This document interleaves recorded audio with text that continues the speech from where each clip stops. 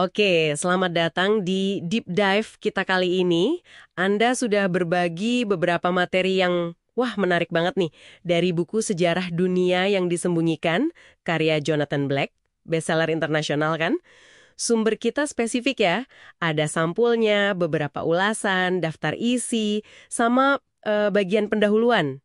Nah, misi kita di sini, kita mau coba gali, bongkar gagasan intinya. Intinya kan soal ada sejarah lain yang tersembunyi di pandu pengetahuan esoteris, kelompok rahasia, gitu ya. Mari kita lihat apa sih yang bikin ini menarik, sekaligus kontroversial. Langsung aja nih, salah satu klaim dari sampul sama ulasan yang Anda kasih, ini katanya senilai seluruh perpustakaan. Wow. Terus coba deh lihat daftar tokohnya. Ada Osiris, Siddhartha, Palas Athena, Kesatria Templar, Freemason, Jung, bahkan Lenin juga disebut. Pasti salah satu ulasan yang Anda kirim menyoroti ini kan, betapa provokatifnya gagasan ada benang merah esoteris di antara mereka semua. Ini bener-bener nantong cara kita biasa mikir soal sejarah ya. Ya, tepat sekali. Dan bagian pendahuluan yang Anda sertakan itu ngasih konteks penting. Jadi Jonathan Black ini nggak cuma klaim riset 20 tahun, tapi, nah ini dia poin penting dari pendahuluannya. Dia ngaku dibantu sama seorang inisiat, anggota kelompok rahasia tingkat tinggi katanya. Tujuannya untuk memahami sumber-sumber esoteris asli yang katanya rumit. Kita bicara soal tulisan kayak Jacob Boehme, Paracelsus, atau mungkin Helena Blavatsky gitu. Sumber-sumber kayak gitu kan seringnya simbolik ya. Ditulis buat mereka yang udah tahu aja. Jadi buku Black ini diposisikan di pendahuluan sebagai semacam ya panduan lah, biar lebih gampang dicerna ajaran rahasia itu. Oke. Jadi semacam kunci rahasia yang sekarang coba dibuka sama Black buat kita gitu ya.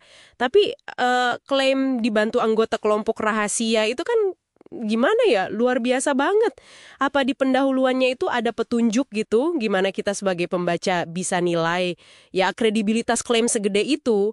Atau kita diminta percaya aja gitu? Nah, itu pertanyaan bagus.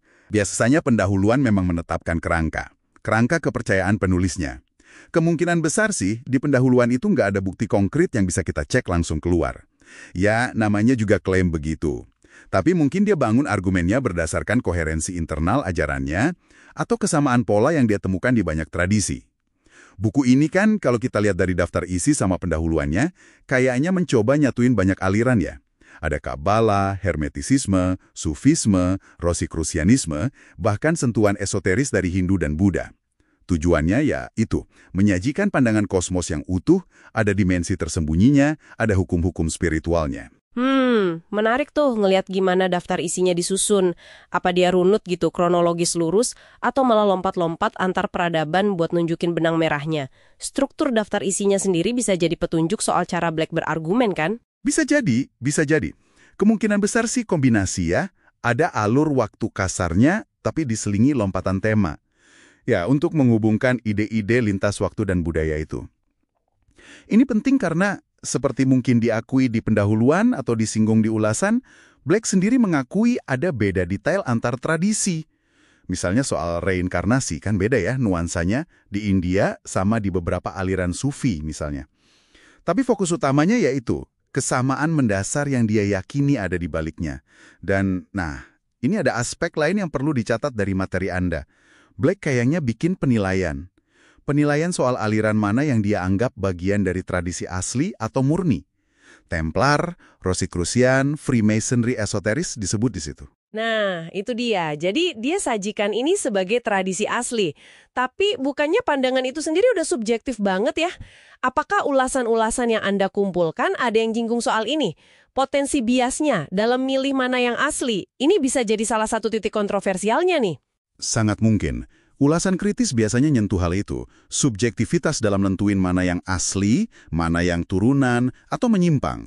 Tapi ya, dari kacamata buku ini, klaim intinya tetap soal adanya kontinuitas. Ada pengetahuan rahasia yang diwariskan turun-temurun lewat kelompok-kelompok terpilih ini, yang membentuk arus bawah sejarah. Oke, oke. Jadi kalau kita tarik benang merahnya nih dari sampul, ulasan, daftar isi, pendahuluan yang Anda kasih, intinya adalah gagasan kuat bahwa di balik sejarah yang kita tahu ada lapisan lain, lapisan tersembunyi. Lapisan ini menurut Black dibentuk sama kebijaksanaan kuno, dijalankan kelompok rahasia, dan pengaruhnya itu yang dia coba ungkap. Wah, premis yang ambisius sekali ya. Betul. Dan ini membawa kita ke pertanyaan penutup nih, buat Anda renungkan. Coba kita mainkan gagasan ini sejenak. Kalau sejarah memang punya arus tersembunyi, seperti yang digambarkan buku ini, yang dibentuk oleh pengetahuan esoteris, diwariskan lewat perkumpulan rahasia berabad-abad, nah gimana kemungkinan itu bisa mengubah cara Anda memandang peristiwa-peristiwa besar dalam sejarah dunia? Atau bahkan mungkin lebih jauh lagi, mengubah pemahaman Anda tentang hakikat realitas itu sendiri. Sesuatu untuk Anda eksplorasi lebih lanjut mungkin?